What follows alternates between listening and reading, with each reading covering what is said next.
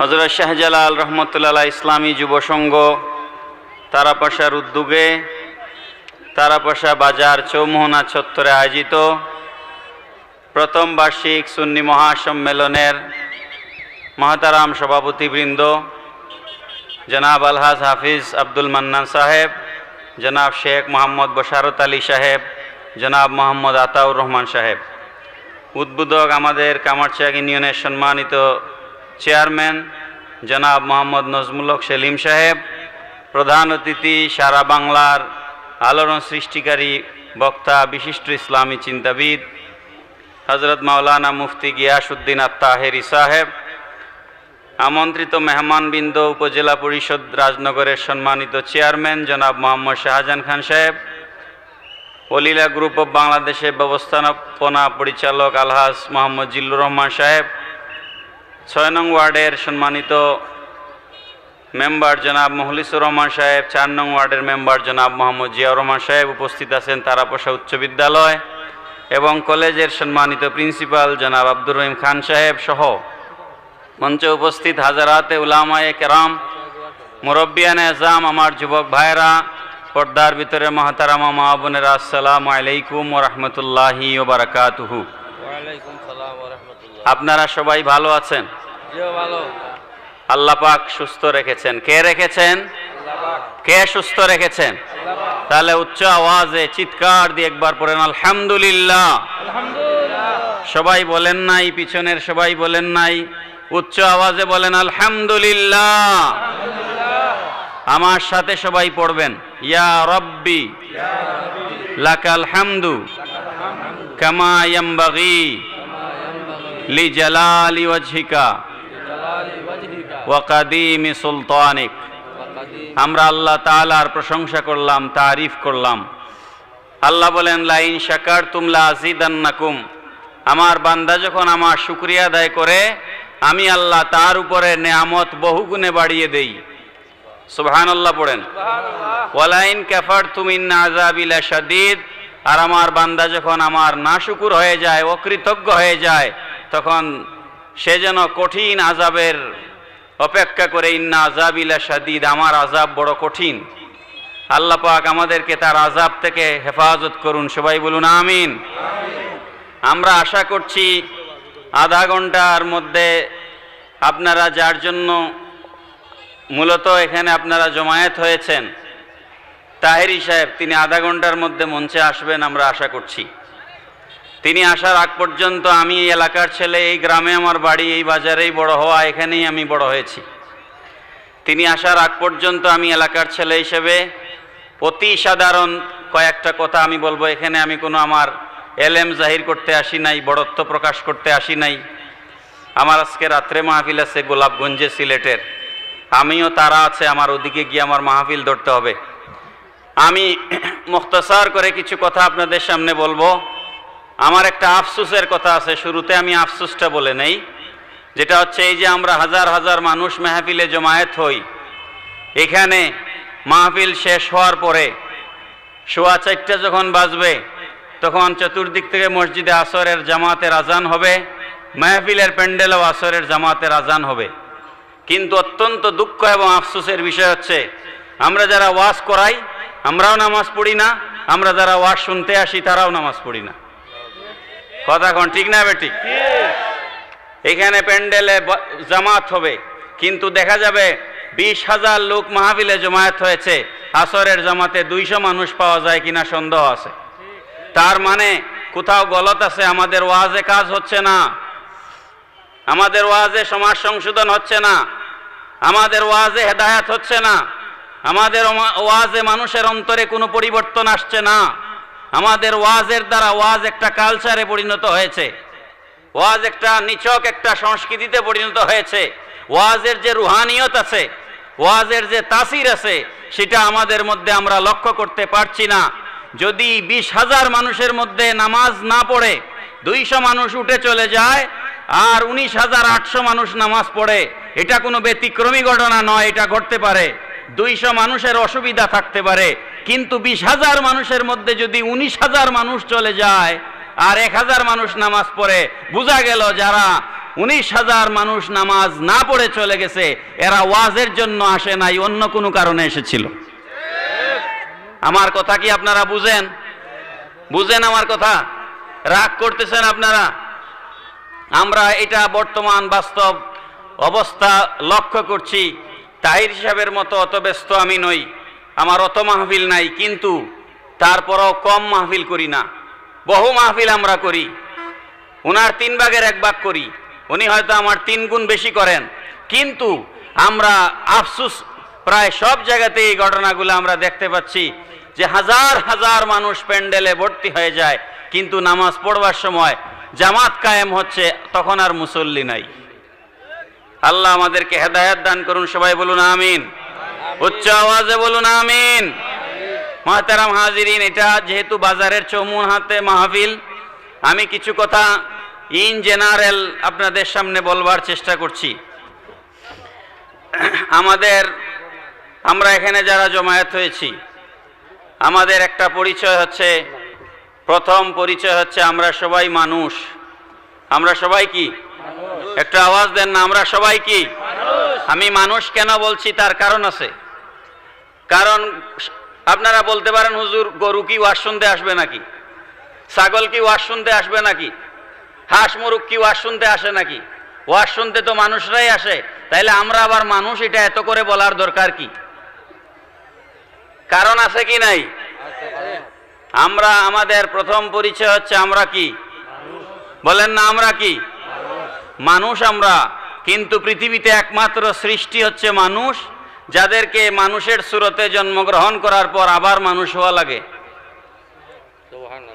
গভীরভাবে লক্ষ্য করুন কথাটা। উস্তাদের হাতে ছাত্রকে তুলে দিয়া, বাচ্চাকে তুলে দিয়া বাবা বলে, মা বলে, হুজুর আমি আপনার হাতে বাচ্চাকে তুলে দিলাম, মাস্টার সাহেব আপনার হাতে আমার বাচ্চাকে দিয়ে গেলাম, একে মানুষ বানায় দিবেন। বলে কি বলে না? তাই এর মানে কি আপনার হাতে কি মানুষের বাচ্চা দিয়ে যায় নাই? আপনি যে আপনার বাচ্চাকে স্কুলের মাস্টারের কাছে নিয়ে দিয়ে গিয়ে বললেন আমার বাচ্চাকে মানুষ বানায় দিবেন, মাদ্রাসার হুজুরের কাছে গিয়ে বললেন আমার বাচ্চাকে মানুষ বানিয়ে দিবেন, তো এটা কি মানুষ ছিল না? এটা সুরতে মানুষ। ইনসানে কামেল হওয়ার জন্য যে টিচিং দরকার, যে এডুকেশন দরকার, যে শিক্ষা দরকার, ওটার জন্য আপনি উস্তাদের সুপর্দ করছেন, ঠিক কিনা বলেন? বন্ধুরা আমার, আমি লম্বা করব না, এই কথা বুঝাইতে অনেক সময় লাগবে। আমরা যে মানুষ, এই জিনিসটা আমি বুঝাতে চাই। মানুষ আর অন্যান্য পশুর মধ্যে পার্থক্য কি, এটা বুঝতে পারলেই আমাদের কিছু দায়িত্ব আপনাদের কাছে সামনে পরিষ্কার হয়ে যাবে। আধা ঘন্টায় আমি আশা করি এটা বুঝাতে পারবো। আমি এর বাইরে অন্য কোনো কথায় যাব না ইনশাআল্লাহ। আমাদের আদি পিতা হযরতে আদম আলাইহিস সালাতুস সালাম, আমরা সবাই আদম সন্তান। হিন্দু আদম সন্তান, বৌদ্ধ আদম সন্তান, খ্রিস্টানও আদম সন্তান, মুসলমানও আদম সন্তান, ঠিক কিনা? আমরা সবাই আদম সন্তান। আদম সন্তানের পরে আমাদের বিভিন্ন ক্যাটাগরাইজেশন আছে। আমরা ঈমান আর কুফরির মাধ্যমে আমরা পার্থক্য করে ফেলেছি। আমি ওগুলা বিস্তারিত বয়ান দিতে গেলে টাইম দিয়ে পারবো না। আল্লাহ পাক কোরআন শরীফে মানুষকে 3 ভাগে ভাগ করেছেন। কয় ভাগে ভাগ করেছেন? কোরআনে আল্লাহ পাক মানুষের 3টা ক্রাইটেরিয়া বয়ান দিয়েছেন, সূরা বাকারাতেই আছে। কোরআন শরীফের 2 নম্বর সূরা, কোরআন শরীফের প্রথম সূরার নাম হচ্ছে সূরা ফাতিহা, আলহামদু সূরা। 2 নম্বর সূরার নাম সূরা বাকারা। সূরা বাকারার প্রথম রুকুতেই এই বয়ানগুলো আছে, প্রথম দ্বিতীয় রুকুর মধ্যে এই বয়ানগুলো আছে। আল্লাহ পাক রব্বুল আলামিন মানুষকে 3 ভাগে ভাগ করেছেন। 1 ভাগ মানুষ হচ্ছে মুমিন, আরেক ভাগ মানুষ হচ্ছে মুনাফিক, আরেক ভাগ মানুষ হচ্ছে কাফের। বুঝা যায় আমার কথা? বুঝা যায়? আপনারা কেউ ওই দিকে তাকাবেন না, আমার দিকে তাকাবেন। প্রধান অতিথি উনার টাইমে স্টেজে আসবেন, যথা সময় উনি এখানে আসবেন, আপনাদের ওদিকে তাকায় থাকা লাগবে না। আপনারা আমার দিকে তাকান, আসছেন 2টা কথা বাড়িতে নিয়ে যান। মানুষকে আল্লাহ কোরআন শরীফে কয় ভাগে ভাগ করেছেন বুঝেন? আওয়াজ দেন, কয় ভাগে? 3 ভাগে। 1 প্রকার মুমিন, আরেক প্রকার কাফের, আরেক প্রকার মুনাফিক। এই তিন প্রকার মানুষের বয়ান দিয়ে আল্লাহ পাক কোরআন শরীফে 3টা সূরাও নাজিল করেছেন। এখানে হাফিজ সাহেব হুজুর আছেন, মাহফিলের সভাপতি। কোরআন শরীফে সূরাতুল মুমিনুন নামে একটা সূরা আছে কি নাই? হুজুর আছে? সূরাতুল মুমিনুন। আবার সূরাতুল কাফিরুন নামে একটা সূরা কোরআন শরীফে আছে, আছে কি নাই? কুল ইয়া আইয়ুহাল কাফিরুন। আবার সূরাতুল মুনাফিকুন নামেও কোরআন শরীফে একটা সূরা আছে, আছে কি নাই? তার মানে মানুষকে প্রাথমিকভাবে আল্লাহ পাক 3 ভাগে ভাগ করেছেন। এক প্রকার মুমিন, আরেক প্রকার কাফের, আরেক প্রকার মুনাফিক। আমি মুমিনের বৈশিষ্ট্য কি, কাফেরের বৈশিষ্ট্য কি, মুনাফিকের বৈশিষ্ট্য কি, এগুলা এক একটা আলোচনা করতে গেলে কমপক্ষে 1 ঘন্টা দরকার। আমি সেটাতে গেলাম না, ওখানেই রেখে দিলাম। এই 3 প্রকারের মধ্যে মুমিন, মুনাফিক, কাফের, এই 3 প্রকারের মধ্যে বেহেশতি কোন প্রকার? এটা আওয়াজ দেন না। বেহেশতে কি মুনাফিক যাবে? কাফের যাবে? এজন্য আল্লাহ কোরআন শরীফে বলেছেন কাদ আফলাহাল মুমিনুন, কামিয়াব হয়েছে মুমিনরা। সুবহানাল্লাহ পড়েন। কামিয়াব হয়েছে কারা? দুনিয়াবি সফলতা মুনাফিকদের থাকবে, দুনিয়াবি সফলতা কাফেরদের থাকবে। যেমন নরেন্দ্র মোদির দুনিয়াবি সফলতা আছে, ডোনাল্ড ট্রাম্পের দুনিয়াবি সফলতা আছে, জো বাইডেনের দুনিয়াবি সফলতা আছে, আছে না নাই? কিন্তু আখিরাতে কিচ্ছু নাই। কামিয়াব কারা? মুমিনেরা। কামিয়াব কারা? মুমিনেরা। এখানে এতটুকুন রাখলাম, আর বুঝাইতে পারবো না, টাইম নাই। এবার আসেন, মুসলমানের মাঝে ক্যাটাগরাইজেশন আছে। এই কথাটা আমি আজকে বুঝাবো। আমার মকসুদ হচ্ছে এটা, যখন আল্লাহ পাক রব্বুল আলামিন আদম আলাইহিস সালামকে সৃষ্টি করলেন, আদম আলাইহিস সালাম আর বডি মোবারক ছিল 60 গজ লম্বা। 60 গজ মানে 120 হাত। আদম আলাইহিস সালাম কত লম্বা ছিলেন? 120 হাত। মানে আমাদের বডির যে সমান, মাথা থেকে পা পর্যন্ত আমাদের যে একজন মানুষের বডি, ওই বডির সমান ওনার পায়ের পাতা ছিল। সুবহানাল্লাহ বলেন। এটার প্রমাণ আছে তো আদম স্পিক, শ্রীলঙ্কায় যেখানে আদম আলাইহিস সালাম এসে নেমেছিলেন, শাইখ আল্লামা শহীদ নুরুল ইসলাম ফারুকি রহমতুল্লাহ এটার উপর রিপোর্ট করেছেন। এগুলা ভিডিও আছে, সবকিছু আছে। আদম আলাইহিস সালাম 60 গজ লম্বা ছিলেন, 120 হাত। 4 উপাদান দিয়ে আল্লাহ পাক আদম আলাইহিস সালামকে সৃষ্টি করেছেন। আমাদের দেশে অনেক আলেম উলামা ভাইরা আছেন, তারা চট করে বলেন মানুষ মাটির তৈরি, নবীকেও মাটির তৈরি বলেন, আদমকেও মাটির তৈরি বলেন। এই কথা ঠিক নয় ভাই, ভালো করে পড়াশোনা করুন। আদম আলাইহিস সালামকে আল্লাহ 4 উপাদান দিয়ে সৃষ্টি করেছেন, কেবল মাটি দিয়ে আদম সৃষ্টি নন। আদমের ভিতরে মাটি উপাদান আছে, আমি অস্বীকার করছি না, কিন্তু আদম আলাইহিস সালামকে আল্লাহ পাক আনাসিরে আরবা 4টা উপাদান দিয়ে, তাফসীর পড়েন, 4 উপাদান দিয়ে আল্লাহ পাক আদম আলাইহিস সালামকে সৃষ্টি করেছেন। আদমের শরীরের ভিতরে আব, আতশ, খাক, বাত, এই 4টা উপাদান ছিল। আগুন, পানি, মাটি, বাতাস। আগুন, পানি, মাটি এবং বাতাস, এই 4 উপাদানের দ্বারা আল্লাহ পাক আদম আলাইহিস সালামকে সৃষ্টি করেছেন। আদম মাটির তৈরি এই কথা 100% সঠিক নয়, এটা আংশিক সত্য। এটা আংশিক সত্য, আদম মাটির তৈরি। আদমের ভেতরে আগুনের অংশ আছে, পানির অংশ আছে, বাতাসের অংশ আছে, মাটির অংশ আছে। 4 উপাদান দিয়ে আল্লাহ পাক আদম আলাইহিস সালামকে সৃষ্টি করেছেন। আদম আলাইহিস সালামকে সৃষ্টি করার পর যখন আল্লাহ পাক রব্বুল আলামিন আদমের ভিতরে রুহু ফুঁকে দিতে চাচ্ছেন, কোরআন শরীফে রুহু সম্পর্কে বয়ান আছে, আমি এখন সেদিকে যাব না। আল্লাহ পাক বলেছেন ইয়াসআলুনাকা আনির রূহ, ইয়া রাসূলুল্লাহ সাল্লাল্লাহু আলাইহি ওয়াসাল্লাম, মানুষেরা আপনাকে রুহু সম্পর্কে প্রশ্ন করে, আপনি বলুন কুলির রূহ মিন আমরি রব্বি, রূহ হচ্ছে আমি প্রভুর আদেশ, আত্মা আমি প্রভুর আদেশ। আমি যখন আদেশ দেই সেটা শরীরের ভেতরে ঢুকে, আমি যখন আদেশ করি তখন সেটা বের হয়ে যায়, মানুষ মরে যায়। সুবহানাল্লাহ বলেন। সুবহানাল্লাহ। রূহ হচ্ছে আমি প্রভুর আদেশ। আদম আলাইহিস সালামের ভেতরে যখন রুহু ফুঁকে দেওয়া হলো, আদম আলাইহিস সালামের ভেতরে রুহু ফুঁকে দেওয়া হচ্ছে, রুহু ভেতরে যায় না, আউট হয়ে চলে আসে। রুহু ভেতরে যায় না, রিটার্ন হয়ে যায়। রুহু রিটার্ন হয়ে যায়। ফেরেশতা জিজ্ঞেস করেন রুহু কেন রিটার্ন হয়ে যায়? তখন রুহু জবাব দেয় আমার ভয় লাগে ভেতরে যাইতে, এত বড় বডি অন্ধকার লাগে, এত বড় বডি অন্ধকার লাগে, আমার ভয় লাগে যাইতে। আল্লাহ পাক রব্বুল আলামিন বলেন, আদমের কপাল মুবারকের মধ্যে নূরে মুহাম্মদী সাল্লাল্লাহু আলাইহি ইসলাম ফিট করে দাও। আওয়াজ দিয়ে বলেন না সুবহানাল্লাহ। আদম আলাইহিস সালাম আর কপালের মধ্যে, আদম আলাইহিস সালাম আর কপালের মধ্যে যখন নূরে মুহাম্মদী সাল্লাল্লাহু আলাইহি ইসলাম ফিট করে দেওয়া হলো, তখন আদম আলাইহিস সালাম আর শরীর আলোকিত হয়ে গেল। সুবহানাল্লাহ পড়েন। সুবহানাল্লাহ। যখন আলোকিত হয়ে গেল, এবার রুহুটা ভেতরে চলে গেল। রুহু ভেতরে গেল, যাওয়ার পর আদম আলাইহিস সালাম প্রথম যে শব্দটা উচ্চারণ করলেন, ভেতরে প্রাণ গেল তো প্রাণ, এর আগে প্রাণ ছিল না।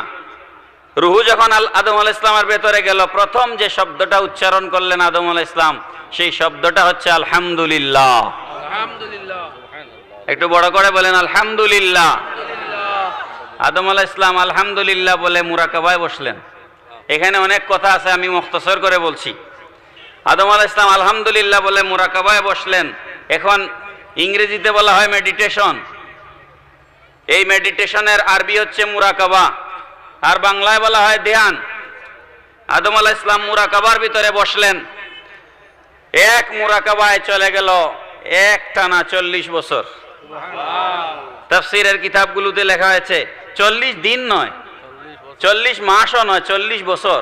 সুবহানাল্লাহ। আদম আলাইহিস সালাম এর ভিতরে আল্লাহ রুহু ফুঁকে দিলেন। আদম আলাইহিস সালাম আলহামদুলিল্লাহ বলে মুরাকাবায় বসে গেলেন। আল্লাহ পাক রব্বুল আলামিন 40 বছর পরে আদম আলাইহিস সালামকে জিজ্ঞেস করেন, ও আদম, আমি আল্লাহ একা, আমি আল্লাহর সাথে কোনো শরীক নাই, আমি স্রষ্টা, কুল হু আল্লাহু আহাদ আল্লাহুস সামাদ লাম ইয়ালিদ ওয়া লাম ইউলাদ ওয়া লাম ইয়াকুল লাহু কুফুয়ান আহাদ।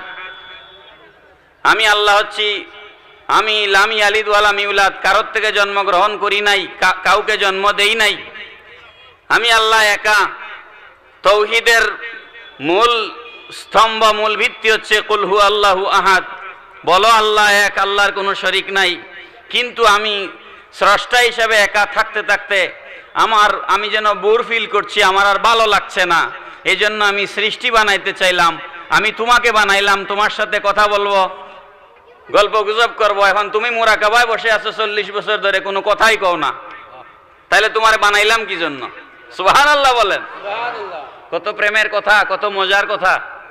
তোমাকে বানাইলাম আদম কি জন্য, তুমি কোনো কথাই বলো না। আদম আলাইহিস সালাম জবাব দেন, আল্লাহ তুমি আমাকে বানিয়েছো, এটাও সত্য, আমার ভিতরে রুহু ফুঁকে দিয়েছো, এটাও সত্য, আমাকে কথা বলবার শক্তি দিয়েছো, তাও সত্য, আমার ভিতরে প্রাণ দিয়েছো, সবই সত্য, কিন্তু আমি যে কথা বলা লাগবে এটা তো তুমি বলো নাই। আমি যে কথা বলতাম এটা তো তুমি কও নাই আমারে।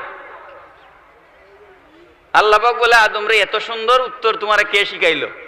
সুবহানাল্লাহ বলেন না। এ তো আদবওয়ালা জবাব, এ তো তাজিমপূর্ণ জবাব, তোমাকে কে শিখাইলো রে? আমি আল্লাহ তোমার এই জবাবে খুশি হয়ে গেছি। খুশি হয়ে আমি তোমাকে 3টা পুরস্কার দিচ্ছি। আলহামদুলিল্লাহ। কয়টা পুরস্কার? 3টা। বসার ব্যবস্থা দেন। আমাদের মাহফিলে আরেকজন সভাপতি সাহেব আসছেন, জনাব শেখ বশারত আলী সাহেব, ওনাকে বসার ব্যবস্থা দেন। হাজিরানে কারাম, আদম আলাইহিস সালামকে আল্লাহ খুশি হয়ে কয়টা পুরস্কার দিলেন? মনোযোগ আছে? বলেন না কয়টা? ও বাবারা, বলেন না কয়টা? একটু আওয়াজ সবাই মুখ দিয়ে দেন তো, কয়টা?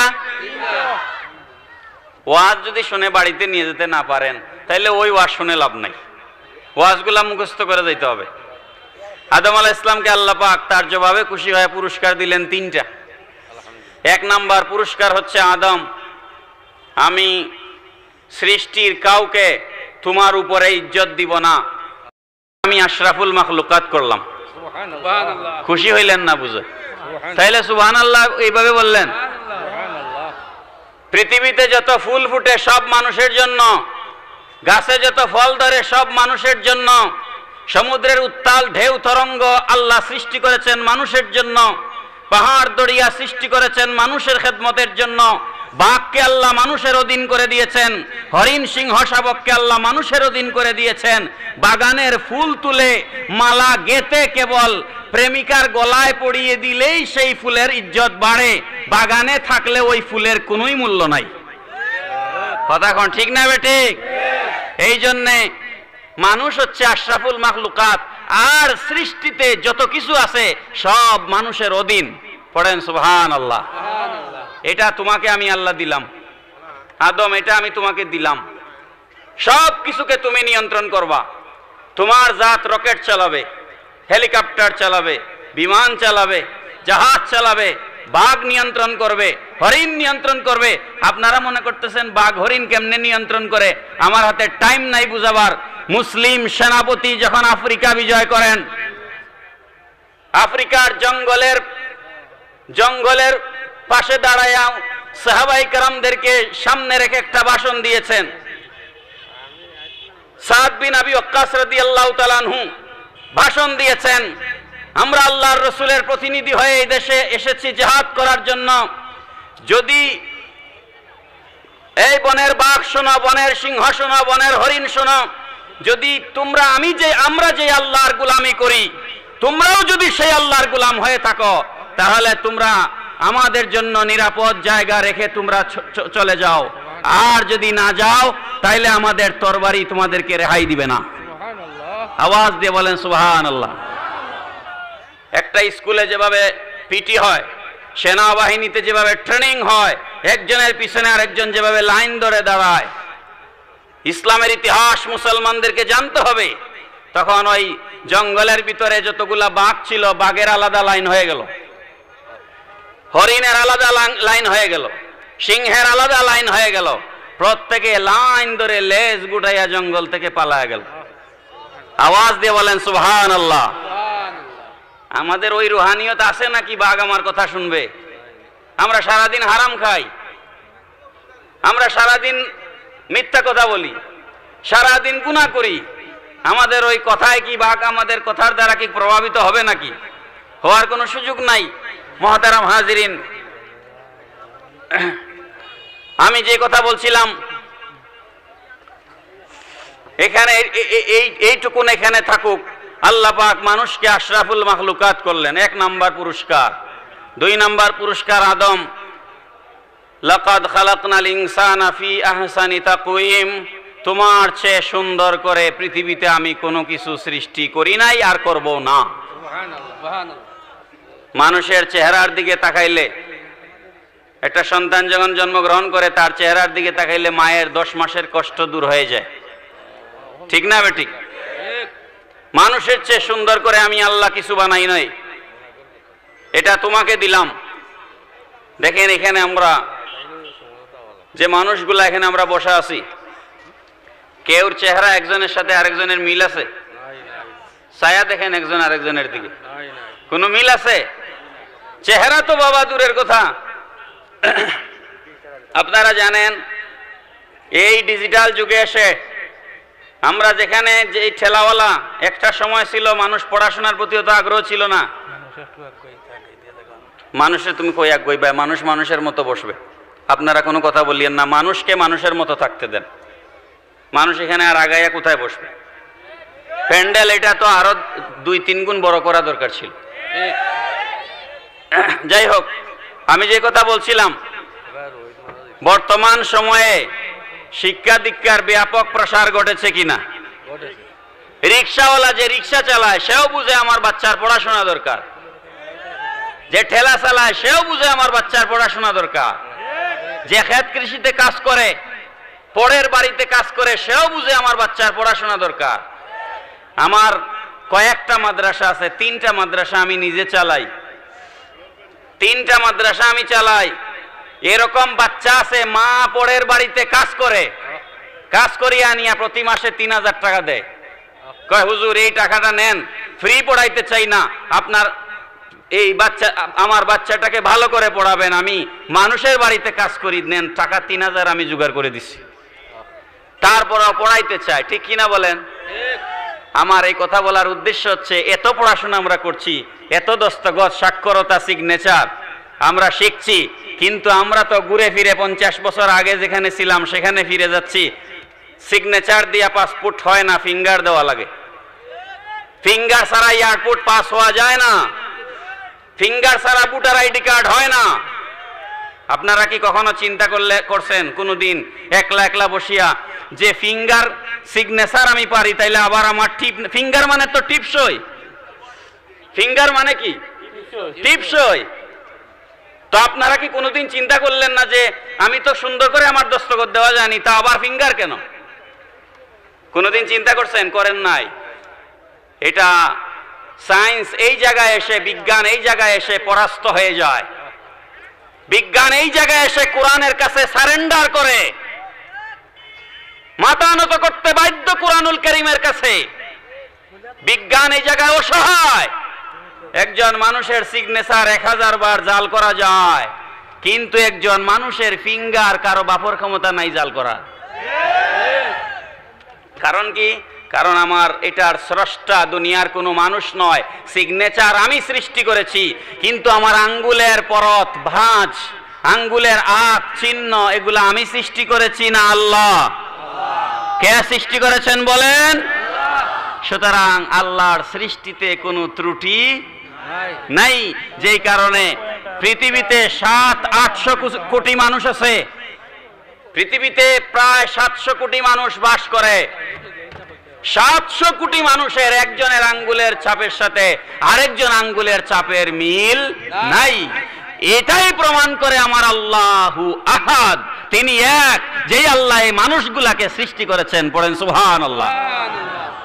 মুহতারাম হাজিরিন, এগুলো আরো বিস্তারিত বুঝিয়ে দেওয়ার জন্য আরো টাইমের দরকার ছিল, আমি সেদিকে যাচ্ছি না। আমি বলছিলাম আল্লাহ পাক আমাদেরকে আদম আলাইহিস সালামের উসিলায় দ্বিতীয় পুরস্কার কি দিলেন? নাই, মনে নাই, ভুলে গেছি। লাকাদ খালাকনাল ইনসানা ফি আহসানি তাকওয়িম, উত্তম অবয়ব, উত্তম কাঠামো, উত্তম আকৃতি আল্লাহ আমাদেরকে দিয়েছেন। সুবহানাল্লাহ। 3 নাম্বারটা আমার মূল আলোচনা, এবং এই জায়গায় আমি আমার আলোচনা শেষ করব। 3 নাম্বার, আল্লাহ পাক বললেন আদম রে, আমি সৃষ্টির সমস্ত সৃষ্টিকে, আমার যত সৃষ্টি আছে, যেগুলোর প্রাণ আছে, যেগুলার সেন্স আছে, সেন্স,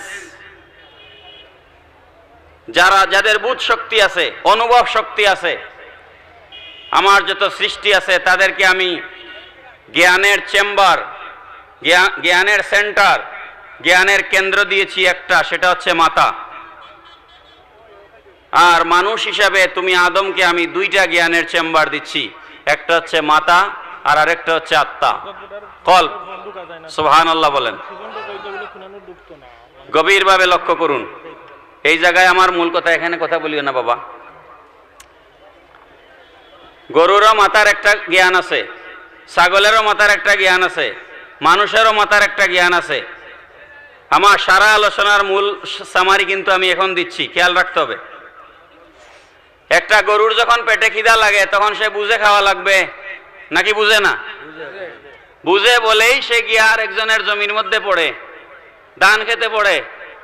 ছাগল বুঝে তার পেটে খিদা লাগছে, এই জন্য গিয়ে সে আরেকজনের জমিতে মুখ দেয়। কিন্তু এটা সে বুঝে না যে এটা যে আমি যেই গরু আমার যে মালিক, এই মালিকের জমিটা এটা না, এটা সে বুঝে না। কথা কোন ঠিক না বেঠিক? এটা যদি বুঝতো তাইলে বাংলাদেশে ছাগল নিয়ে কোনো মামলা হইতো না। কথা কোন ঠিক না বেঠিক? আমাদের দেশে ছাগল নিয়ে বহুত মামলা আছে, নাই? বহুত মামলা আছে ছাগলের। কারণ কি? ছাগলের এই ব্রেইন আছে, এটা বুঝে যে আমার খাওয়া লাগবে, কিন্তু কোনটা খাওয়া যাবে কোনটা খাওয়া যাবে না, কোনটা আমার জন্য হালাল আর কোনটা আমার জন্য হারাম, এটা সে বুঝে না। কথা কোন ঠিক না বেঠিক? আমার আল্লাহ বলেন, আমি আদম তোমাকে 2টা জ্ঞানের চেম্বার দিচ্ছি, একটা হচ্ছে ব্রেন আর একটা হচ্ছে আত্মা, কল্ব। মানুষ যখন ব্রেইনের দ্বারা পরিচালিত হয়, সে বুঝে আমার খাওয়া লাগবে, আমার পেটে খিদা লাগছে, সে বুঝে আমার বিবাহ করা লাগবে, সে বুঝে আমার সম্পদ লাগবে, সব বুঝে। এটা বুঝে কিসের দ্বারা? ব্রেইনের দ্বারা। বলেন কিসের দ্বারা? ব্রেইনের দ্বারা সে এটা বুঝে যে মানুষের আত্মা বিকাশ ঘটে নাই, কলবের জ্ঞান ফ্লারিশ হয় নাই, বিকশিত হয় নাই। আমাদের দেশে অন্য মানুষের জমি দখল করার লোক আছে না নাই? আরেক মানুষের জমি দখলের মানুষ আছে না নাই? আইল ঠেলাওরা মানুষ আছে না নাই? কথা বুঝে বলতেছেন তো? এদেশে আইল ঠেলায় আছে না নাই? যারা ব্যবসা করে ওজনে কম দেওয়ার মানুষ আছে না নাই? আছে কি নাই? সাদাবাজ, ছিনতাইকারী, সন্ত্রাসী, চোর ডাকাত নাই? আগে শীত কাটিয়ে চুরি করতো, এখন তো শীত কাটার সিস্টেম নাই, কারণ এখন মাটির ঘরই নাই। এখন মাটির ঘরই নাই, শীত কাটি নিয়ে ঘরের ভিতরে ঢুকিয়ে চুরি করবে এই সিস্টেম নাই। এখন রাস্তায় ব্লকেট তৈরি করে, ব্যারিকেড তৈরি করে, গাড়ি আটকাইয়া ডাকাতি করে, ছিনতাই করে। প্রত্যেক মানুষের সাথে দামি দামি মোবাইল থাকে, টাকা পয়সা থাকে। এই ছিনতাই, রাহাজানি, চুরি ডাকাতি এগুলো আমাদের দেশে আছে কি নাই? আপনারা বলেন, খেয়াল করে কথা বলবেন। আপনি রাত 3টার সময় ঢাকা থেকে এসে মৌলভীবাজার নামলেন বাসে, রাত 3টায়। গভীরভাবে মনোযোগ দেন। এসে দেখলেন বাস স্ট্যান্ডে কোনো মানুষজন নাই, 2-3টা কুত্তা বাস স্ট্যান্ডে আছে। কুকুর রাত্রে বাস স্ট্যান্ডে কুকুর থাকে না শহরে? এই তারাবাসা বাজারে হাঁটলেও তো দেখবেন কুকুর আছে না নাই? আপনি রাত 3টার সময় এসে নামলেন, 2-3টা কুকুর মৌলভীবাজার বাস স্ট্যান্ডে ঘোরাঘুরি করছে। আপনি কুকুর দেখার পরে কি আপনার মোবাইল ছিনতাই হয়ে যাবে, মানিব্যাগ ছিনতাই হয়ে যাবে, আপনার বুকে ছুরি মারবে, এই ধরনের এই জাতীয় কোনো পেরেশানি, চিন্তা, টেনশন আপনার ভেতরে কাজ করছে না?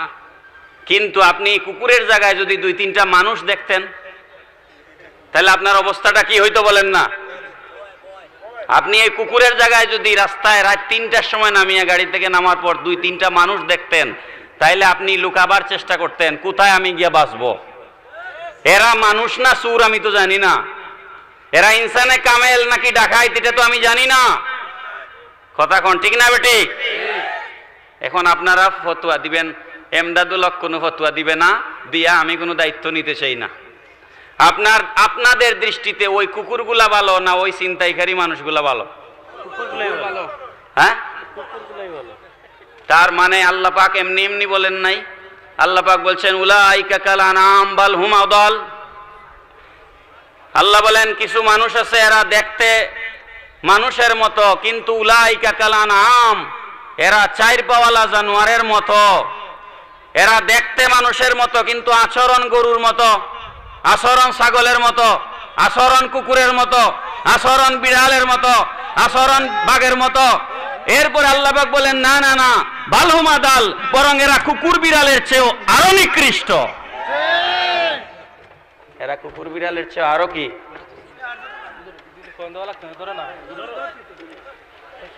মুহতারাম হাজিরিন,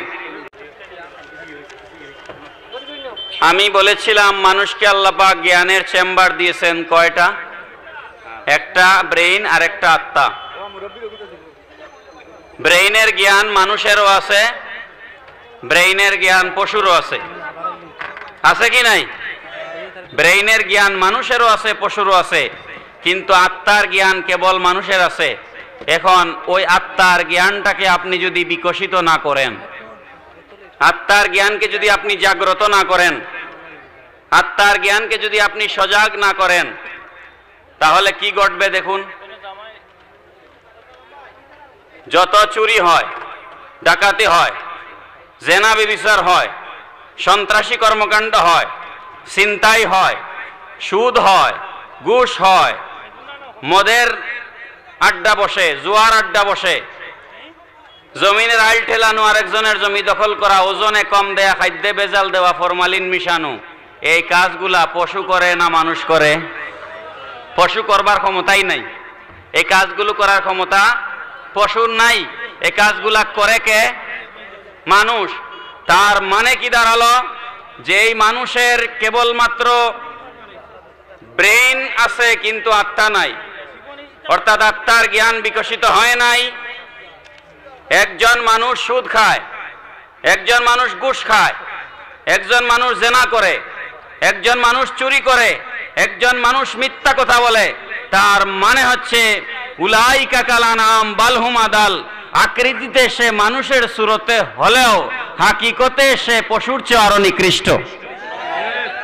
কোন মানুষের পক্ষে ওজনে কম দেওয়া সম্ভব নয়, কোন মানুষের পক্ষে সুদ খাওয়া সম্ভব নয়, কোন মানুষের পক্ষে ঘুষ খাওয়া সম্ভব নয়, কোন মানুষের পক্ষে জেনা করা সম্ভব নয়, কোন মানুষের পক্ষে মদ খাওয়া সম্ভব নয়। আমার এতক্ষণের কথা কি পরিষ্কার হয়েছে? হাজিরানে কেরাম, এবার আসুন, আপনারা বলতে পারেন হুজুর ওজনে একটু কম দিছি তো কি হয়েছে, একটু সুদ খাইছি, আমার টাকা আছে, আমার টাকা দিয়ে আমি টাকা বানাইছি, তো অসুবিধা কি হয়েছে? দেখেন অসুবিধা কি। আল্লাহ পাক রব্বুল আলামিন বলছেন, ইয়া আইয়ুহান নাস কুলু মিম্মা ফিল আরদি হালালান তাইয়্যিবা।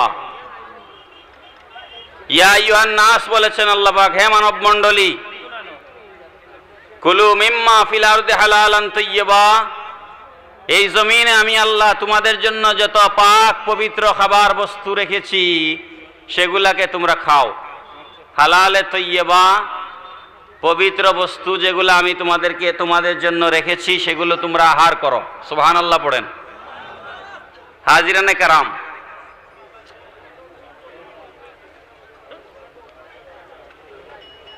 আল্লাহর হাবিব সাল্লাল্লাহু তাআলা আলাইহি ওয়াসাল্লাম বলেছেন,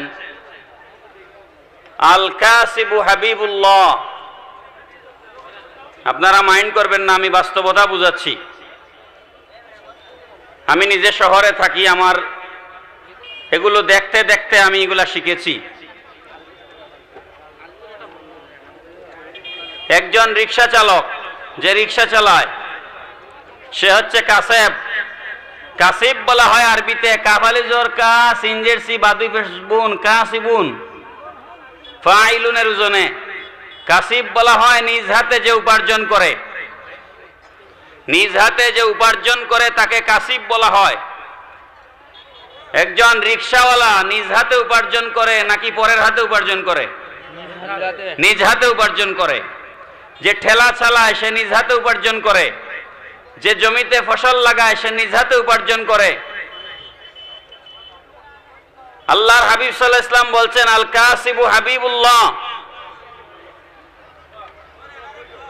নিজ হাতে উপার্জনকারী একজন ব্যক্তি হচ্ছে আল্লাহর বন্ধু। সুবহানাল্লাহ বলেন। আমি আমার অভিজ্ঞতা থেকে বলছি, 70-80 বছর বয়সের বুড়া মানুষ রিক্সা চালায়। আমি জিজ্ঞেস করি, বাবা তোমার ছেলে নাই? তোমার ছেলে নাই? বলে ছেলে আছে। তো ছেলে আছে তো তুমি এই বয়সে রিক্সা চালাও কেন? বলে আমার ছেলে আমারে দেখে না। নাউজুবিল্লাহ পড়েন না। আমি এক পক্ষে বাবার এই যুক্তি মেনে নিতে রাজি নই।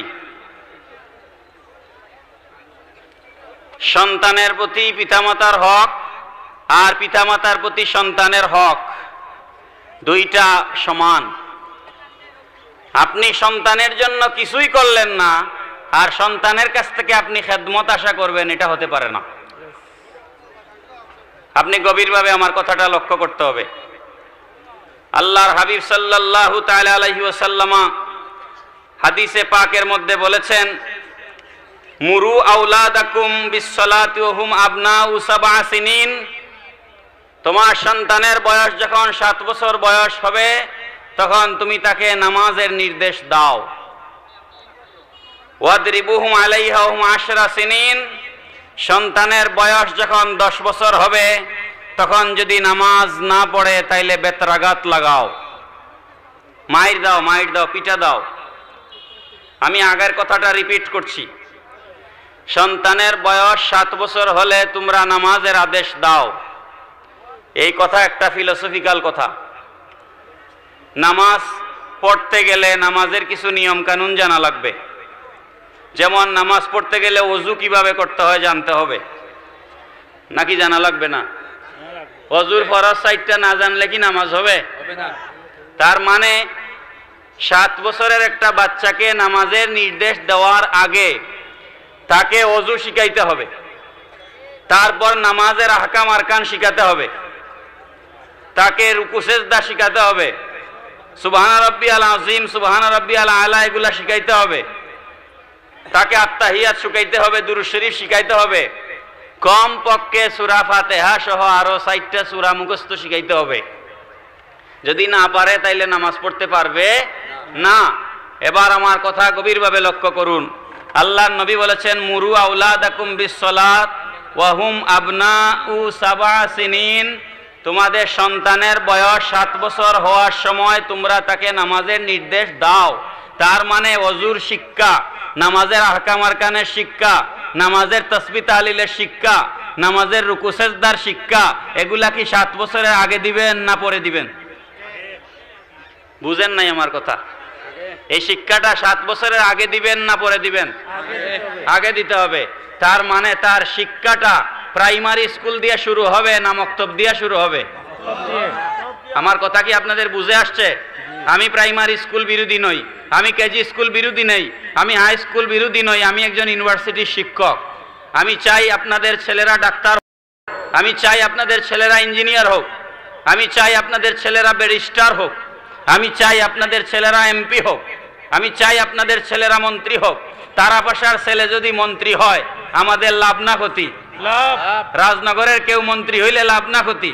লাভ। রাজনগরের কেউ মন্ত্রী হইলে আমাদের লাভ, রাজনগরের কেউ ডিসি হইলে আমাদের লাভ, রাজনগরের কেউ সচিব হইলে আমাদের লাভ, রাজনগরের কেউ ডাক্তার হইলে আমাদের লাভ, তারা পাশার কেউ ডাক্তার ইঞ্জিনিয়ার হইলে আমাদের লাভ। আমাদের সুবিধা অসুবিধায় সুখে দুঃখে আমরা তার কাছে যেতে পারবো। কথা কোন ঠিক না বেঠিক? এলাকার কোনো মানুষ বড় হলে তার বিরোধিতা করবেন না, কথাটা মনে থাকবে তো? এলাকার কেউ বড় হলে তার বিরোধিতা করবেন না। একটা প্রবাদ আছে, আচ্ছা যাই হোক, ওদিকে আর গেলাম না, ওটা আবার কেউ কষ্ট লাগতে পারে, একটু কঠিন হয়ে যাবে, এই জন্য সেদিকে যাচ্ছি না। আমি যেটা বলতে চাচ্ছিলাম, এলাকার কেউ ডাক্তার হোক, ইঞ্জিনিয়ার হোক, ব্যারিস্টার হোক, আমার কোনো আপত্তি নাই, বরং আমি খুশি। আমরা চাই এলাকার ছেলেমেয়েরা উঠে আসুক, বড় হোক, শিক্ষিত হোক। কিন্তু আমি যে কথাটা বলতে চাচ্ছি, আপনি ডাক্তার হন, ইঞ্জিনিয়ার হন, ব্যারিস্টার হন, আপনি যা ইচ্ছা তাই হন, কিন্তু আপনার বুনিয়াদী শিক্ষা হচ্ছে ইসলামী শিক্ষা, বুনিয়াদী শিক্ষা নামাজের শিক্ষা, বুনিয়াদী শিক্ষা রোজার শিক্ষা, বুনিয়াদী শিক্ষা কায়দা শিক্ষা, বুনিয়াদী শিক্ষা সিপারা শিক্ষা, বুনিয়াদী শিক্ষা কোরআনের শিক্ষা, বুনিয়াদী শিক্ষা কালিমার শিক্ষা। এই শিক্ষা না দিয়া যদি আপনি সন্তানকে ডাক্তার বানান, এই শিক্ষা না দিয়া, বুনিয়াদী শিক্ষা না দিয়া সন্তানকে ব্যারিস্টার বানান, সন্তানকে ইঞ্জিনিয়ার বানান, সন্তান কোটিপতি হবে কিন্তু বাবাকে ব্যাংক দেখাবে, বাবার কোনো খেদমত করবে না।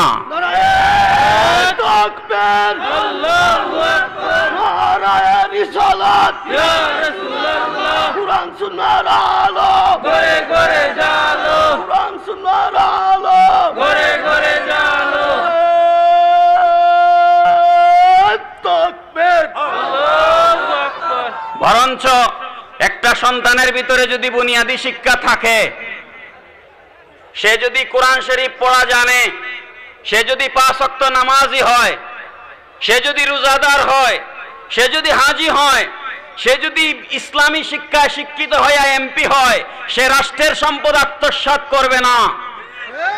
একজন ডাক্তার যদি হাফেজে কোরআন হয়, মানুষকে জবাই করবে না। একজন রোডস এন্ড হাইওয়ে ইঞ্জিনিয়ার যদি আলেমে দ্বীন হয়, রাষ্ট্রের কোটি কোটি টাকা আত্মসাৎ করবে না। আজ দুঃখের সাথে বলতে হচ্ছে, বাংলাদেশ সরকার কোটি কোটি টাকা বরাদ্দ দেয়, 100 টাকায় 20 টাকার কাজও রাস্তায় হয় না। এরা চোরের দল, চোর। কারণ এরা নামাজি নয়, এরা রোজাদার নয়, এরা আল্লাহওয়ালা নয়, এরা ইসলামী বুনিয়াদী শিক্ষায় শিক্ষিত নয়। একজন হাফেজে কোরআনকে ইঞ্জিনিয়ার বানান, একজন আলেমে দ্বীনকে ডাক্তার বানান, একজন হাফেজে কোরআন আলেমে দ্বীনকে ব্যারিস্টার বানান। মিথ্যা মামলা লড়াই করবে না। একজন ব্যবসায়ী সত্যিকার অর্থে যদি তার মধ্যে ইসলামী বুনিয়াদী শিক্ষা থাকে, সে কখনোই ওজনে কম দিতে পারে না, সে খাদ্যে ভেজাল মিশাতে পারে না। এই জন্য আমরা বলি বাংলাদেশ সরকার কম চেষ্টা করছেন না, বহু চেষ্টা করছেন সন্ত্রাস বন্ধ করার জন্য, চুরি ডাকাতি বন্ধ করবার জন্য, টেন্ডারবাজি চাঁদাবাজি বন্ধ করার জন্য, জেনা ব্যভিচার বন্ধ করার জন্য। আপনারা শুনলে অবাক হবেন, স্কুল কলেজের ছাত্র ছাত্রীরা আনন্দ ফুর্তি করতে করতে পিকনিকে গিয়া মদ খেয়ে খেয়ে মরে যাচ্ছে। এগুলো আজকালকার পত্রিকার নিউজ, এগুলো আজকালকার টেলিভিশনের নিউজ। মদেও নাকি বেজাল আছে, মদেও বেজাল। কালকের চ্যানেল আইতে রাত্রে 10:30টায় দেখছি, নিউজ করছে বেজাল মদ খাইয়া মারা গেছে। এখন মদও বেজাল, বিষও বেজাল। অনেক বিষ আছে, খাইলেও মরে না। হ্যাঁ, বিষও বেজাল, বিষ খাইলেও মরে না। বন্ধুরা আমার, আমি যে কথা বলতে চাচ্ছিলাম, গণপ্রজাতন্ত্রী বাংলাদেশ সরকারের মাননীয় প্রধানমন্ত্রী জননেত্রী শেখ হাসিনা একলা পারবেন না, অনেক চেষ্টা তিনি করছেন, কিন্তু মূল কথায় যেতে হবে। যারা এদেশে আওয়ামী লীগ করেন তারা বেশিরভাগ মুসলমান, যারা এদেশে বিএনপি করেন তারা বেশিরভাগ মুসলমান। আমরা যে রাজনীতি করি না কেন, আমাদের কুল্লু মৌলুদিন ইউলাদ আলাল ফিতরাত, আমরা ইন্নাদ দীনা ইনদাল্লাহিল ইসলাম, লা ইলাহা ইল্লাল্লাহু মুহাম্মাদুর রাসূলুল্লাহর উপরেই আমাদের জন্ম হয়েছে। কথা কোন ঠিক কি না? জন্মের পরে যিনি আওয়ামী লীগ তারও কানে আজান দেওয়া হয়েছে, যিনি বিএনপি তার কানেও আজান দেওয়া হয়েছে, যিনি জামাত তার কানেও আজান দেওয়া হয়েছে, যিনি সুন্নি তার কানেও আজান দেওয়া হয়েছে, যিনি আলিয়া তার কানেও আজান দেওয়া হয়েছে, যিনি কওমি তার কানেও আজান দেওয়া হয়েছে। ঠিক কিনা বলেন? সমস্যা কোন জায়গায়? গোড়ায় যেতে হবে। আপনারা জানেন এদেশে 200 বছরের মতো ব্রিটিশরা আমাদেরকে শাসন করেছে। এই পাক ভারত মহাদেশ 200 বছরের মতো ব্রিটিশরা আমাদেরকে শাসন করে। 1947 সালে ভারত পাকিস্তান আলাদা করে দিয়ে তারা চলে গেছে।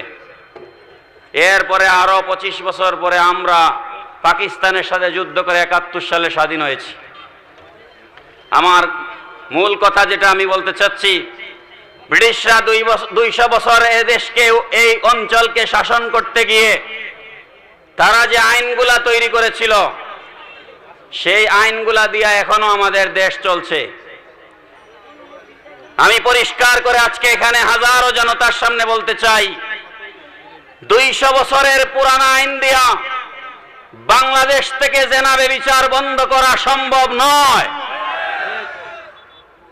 সুদ ঘুষ যদি বন্ধ করতে হয়, জেনা ব্যভিচার যদি বন্ধ করতে হয়, জুলুম নির্যাতন যদি বন্ধ করতে হয়, ছিনতাই রাহাজানি যদি বন্ধ করতে হয়, খাদ্যে ভেজাল দেওয়া ফরমালিন মেশানো যদি বন্ধ করতে হয়, দলমত নির্বিশেষে বাংলাদেশের 17-18 কোটি মানুষকে কোরআনের আইন দিয়ে বিচারের ব্যবস্থা করতে হবে। কথা বলেন ঠিক না বেঠিক? কোরআনী আইন ছাড়া সুদ বন্ধ করা সম্ভব নয়, কোরআনী আইন ছাড়া ঘুষ বন্ধ করা সম্ভব নয়,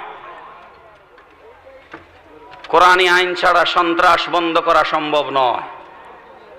আপনাদের কারো কোনো প্রশ্ন থাকলে ওপেন আমাকে করতে পারেন, আমি ওপেন চ্যালেঞ্জ করছি। চ্যালেঞ্জ করার শক্তি হচ্ছে এই কোরআন। আল্লাহ কোরআনে বলেন নাই এমন কোনো ইস্যু পৃথিবীতে নাই, আল্লাহর কোরআনে বলেন নাই এমন কোনো বিষয় পৃথিবীতে নাই। কি পরিবার, কি সমাজ, কি রাষ্ট্র, কি ব্যক্তি জীবন, কি পরিবার জীবন, কি সমাজ জীবন, সকল সমস্যার সমাধান কোরআনুল কারীমে আছে। বলেন আছে কি নাই? আপনাদের কারো যদি মনে হয় হুজুর এই কথা কি কোরআনে আছে, এটাও আমরা প্রমাণ করে দিব।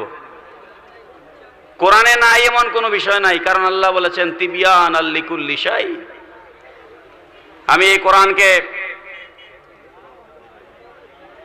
তিবিয়ান করেছি, সব কিছুর বর্ণনা কোরআনের ভিতরে আছে।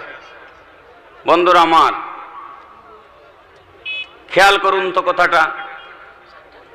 আমার আহলে সুন্নাত ওয়াল জামাতের আকীদার অনুসারী ভাইয়েরা যারা আছেন, এই মুহূর্তে তারা কিছু আমার উপরে খেপতে পারেন, তো খেপলে আমার কোনো আপত্তি নাই। মানুষের বাড়িতে বাড়িতে গিয়ে কোরআন শরীফ খতম করবার জন্য কোরআন শরীফ নাজিল হয়েছে, কিন্তু আমরা কোরআন শরীফকে মানুষের বাড়িতে বাড়িতে খতমের বিষয় বানাইছি।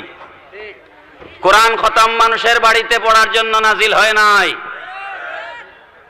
হ্যাঁ, খতম পড়েন, আমার আপত্তি নাই। কোরআন এসেছে পারিবারিক সমস্যা সমাধান দেওয়ার জন্য, জাতীয় সমস্যা সমাধান দেওয়ার জন্য, আন্তর্জাতিক সমস্যা সমাধান দেওয়ার জন্য। কোরআনে ডিপ্লোমেসি নাই। আলিফ লাম মিম গুলিবাতির রুম, রুম ইতালির রাজধানী। রোম বিজয় হচ্ছে, মুসলমানরা রোম বিজয় করেছেন। কোথায় আরব আর কোথায় ইতালি? মুসলমান বাহিনী রোম সাম্রাজ্য বিজয় লাভ করেছে। আল্লাহ কোরআনে একটা সূরা নাজিল করে দিয়েছে। আরেকটা আফসোসের বিষয় আমি প্রায় জায়গায় বলে থাকি, খেয়াল করুন তো কথাটা। আমরা এখানে যারা বসা, আমরা মরা না জিন্দা? আওয়াজে বোঝা যায় একটা গুরুস্থানে আছি আমরা। মরা না জিন্দা? দেখি কারা জিন্দা বসে আছেন, ডাইন হাতটা তুলেন। মাশাআল্লাহ, নারায়ে তাকবীর, নারায়ে রিসালাত, আহলে সুন্নাত ওয়াল জামাত জিন্দাবাদ, হাত নামা, মারহাবা। আমরা সবাই জিন্দা। কোরআন মরা মানুষের জন্য আসছে না জিন্দা মানুষের জন্য? কিন্তু আমরা তো মরা মানুষের জন্য কোরআন শরীফকে ব্যবহার করি, জিন্দা মানুষের জন্য করি না। কেউ মারা গেলে অলিউর রহমান সাহেব তোমার মাদ্রাসার ছাত্র নিয়ে আসো। হ্যাঁ হ্যাঁ, আসেন না? কেউ মারা গেলে অলিউর রহমান সাহেব তোমার মাদ্রাসার ছাত্র নিয়ে আসো। লাশের পাশে বসে খতম পড়ো, কবরের পাড়ে গিয়ে খতম পড়ো। না জায়েজ নয়, 100 ভাগ জায়েজ। কিন্তু যেই মানুষটা আর পাশে বসিয়া কোরআন তেলাওয়াত করছেন, ওই মানুষটা জিন্দা থাকতে যদি কোরআনের জিন্দেগি সে পরিচালনা করত, ওই মানুষটা জিন্দা অবস্থায় তার কানে যদি কোরআনের হেদায়েতের বাণী ঢুকায় দেওয়া যেত, যেই মানুষ মারা যাওয়ার পর তার কবরের পাড়ে দাঁড়ায় আমরা সূরা ইয়াসিন তেলাওয়াত করি, ওই মানুষটা জিন্দা থাকতে তার কানের ভেতরে যদি আমরা সুদের বিরুদ্ধে কোরআনের আয়াত, ঘুষের বিরুদ্ধে কোরআনের আয়াত, জেনা ব্যভিচারের বিরুদ্ধে কোরআনের আয়াত, হত্যা সন্ত্রাসের বিরুদ্ধে কোরআনের আয়াত, ওজনে কম দেওয়ার বিরুদ্ধে কোরআনের আয়াত, এই বিধানগুলা যদি তার কানে শোনায়া দিয়া তাকে ইনসানে কামেল পাক্কা মুসলমান বানাইতে পারতাম, কবরে যাওয়ার পর তার কবরের পারে দাঁড়ায়া সূরা ইয়াসিন তেলাওয়াতের প্রয়োজন পড়তো না। সে নিজেই আপনার জন্য সুপারিশকারী হয়ে যেত, কারণ সে তো ওলি আল্লাহ হয়ে কবরে যাইত। ঠিক না বেটি? কিন্তু আমরা উল্টাই ফেলছি বিধান। মরা মানুষের পাশে কোরআন, জিন্দা মানুষের কাছে নাই। কথা কোন ঠিক না বেটি? মুহতারাম হাজিরিন, আমাদের প্রত্যেকের ঘরে কি কোরআন শরীফ আছে? আছে? তাহলে আজ আমাকে আপনারা একটা ওয়াদা দিয়ে যাবেন। আচ্ছা, কত ওয়াজই তো জীবনে করলাম, এখানে যদি জিগাই সূরা ফাতিহার অর্থ কয়জন বলতে পারবেন? আমার মনে হয় মাঠ থেকে 10-20 জন হাত উঠান কিনা সন্দেহ আছে। আমি হাত তুলতে বলবো না, আপনাদেরকে শরম দিতে চাই না, বুঝছেন? আমি যদি জিজ্ঞেস করি যে আলহামদু সূরা যে নামাজে বারবার পড়েন, এই সূরাটার অর্থ কয়জনে পারেন? আমার মনে হয় এখানে শতকরা 2 জনও হাত তুলবেন না। কথা কি ভুল বললাম? সুবহানা রাব্বিয়াল আযীমের অর্থ কি?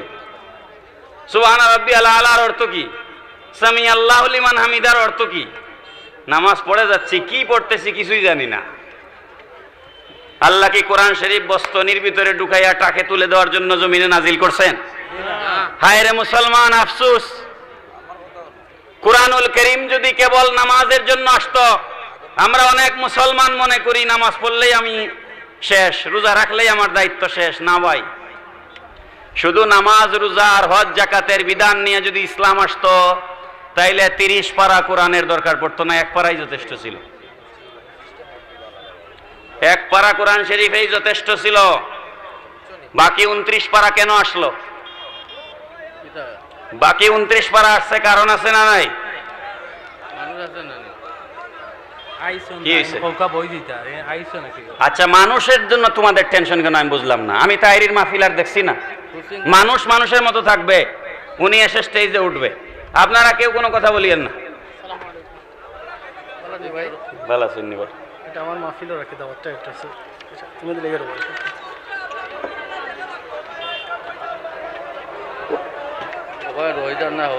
মহতারাম হাজিরিন, তো আমার আজকের ওয়াজের শেষ একটা অনুরোধ আপনাদের কাছে, পারেন বা না পারেন, পারেন বা না পারেন, আপনারা আমাকে বলেন আজকের পর থেকে আপনারা নামাজ পড়বেন কিনা?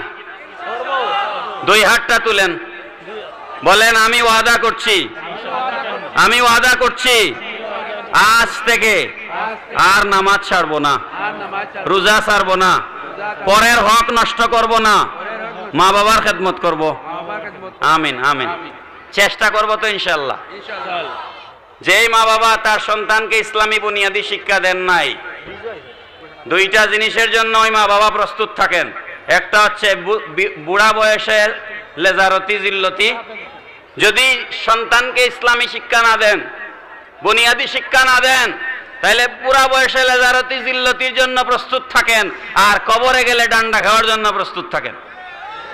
এই দুইটা আপনার ভাগ্যে আছে, এই দুইটা আপনি অ্যাভয়েড করতে পারবেন না। আর আমার দ্বিতীয় অনুরোধ হচ্ছে, যেহেতু নামাজ পড়ার ওয়াদা দিছেন, ফজরের নামাজের পরে সূরা ইয়াসিন তিলাওয়াত করবেন। কোন সূরা? কোন নামাজের পরে? মাগরিবের পরে সূরা ওয়াকিয়া তিলাওয়াত করবেন। কোন সূরা? সূরা ওয়াকিয়া, ওয়াকিয়া। আর এশার পরে সূরা মুলক তিলাওয়াত করবেন ইনশাআল্লাহ। আপনি যদি আসছে, আপনি যদি আসুক না, আপনি যদি এশার নামাজ পড়ে মাগরিবের নামাজের পরে সূরা ওয়াকিয়া তেলাওয়াত করেন, ইনশাআল্লাহ আপনার অভাব দূর হয়ে যাবে।